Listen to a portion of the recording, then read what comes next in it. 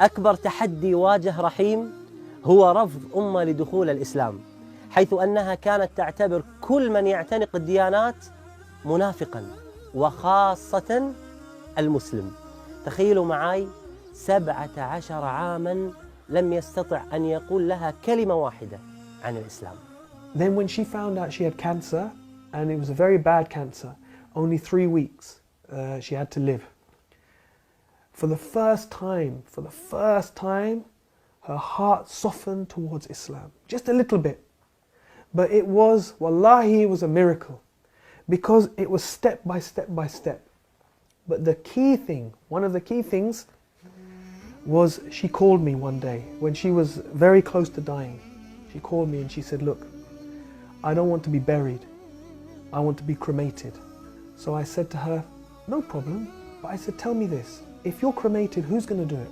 She stopped, she said to me, well, what's the alternative?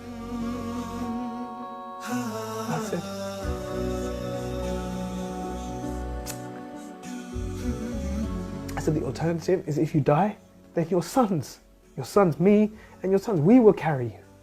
No one else will see you. And we will take you to a place, and your daughter and your daughter-in-laws, they will wash you, and they will prepare you, and they will wrap you in a simple white cloth. And no one will see you. And in one day, we will bury you in the ground, with no coffin, with no fuss, very, very simple. She said to me, that's what I want. She said, that's what I want. But now I had a problem. She's not Muslim. So she phoned my brother and sister and she said, I want a Muslim burial. I would just try very slowly to give her small bits of dawah. If there is a creator, do you think maybe he sent messengers? Do you think maybe he sent people as guides? And one day she said, yes, I believe that. So Sheikh, for me, I was happy. For me, I was happy. She believes in a creator, she believes in messengers. I thought, inshallah, I have an excuse. I can make dua for her. I can say to the imam, inshallah, we bury her as Muslim. But my son, he was then 14 years old. He said, it's not enough.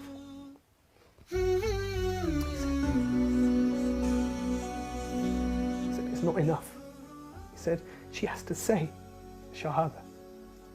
So I was scared, because I thought if he tries to make her say Shahada, then she will say, no, I don't want to say this. And then I have a problem. He said, don't worry, Abba, don't worry. I will talk to her. So he went up to her bedroom. He said, and I was downstairs for like 1 hour. And I was walking around, oh my God, what's happening? Did she say yes? Did she say no? And he came down. He said, easy. He said, no problem. I said, what? He said, she gave Shahada. I said, properly in Arabic? He said, yes, Arabic fully, no problem. And maybe 2-3 days later, she died. Oh. Alhamdulillah. سبحان الله يعني وأن الله يهدي من يريد. كم عشت والتفريط عادة ما ذقت في الدنيا سعادة حتى اهتديت إلى العبادة يا راحتي لما اهتديت. I had no plans to go for Hajj that year because there were too many difficulties in the family after my mother died unexpectedly like that. But then Islam Channel called me, and actually their plan was not to take me. They asked me to go and I said I can't go this year. I've got too many difficulties with the family. Then at the last minute, when there was only a few days to go before Hajj, they approached me. They said, look, we've had some complications. We need you to come as the presenter this year. I said, I'm going to make Hajj for my mother.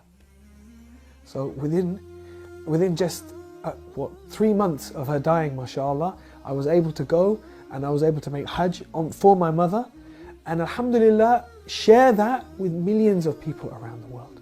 And so many people called, because she died in Ramadan, and I was doing TV work at that time.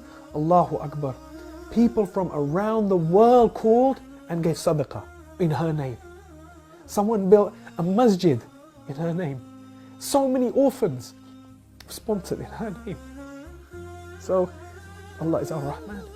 Allah is Ar-Rahman.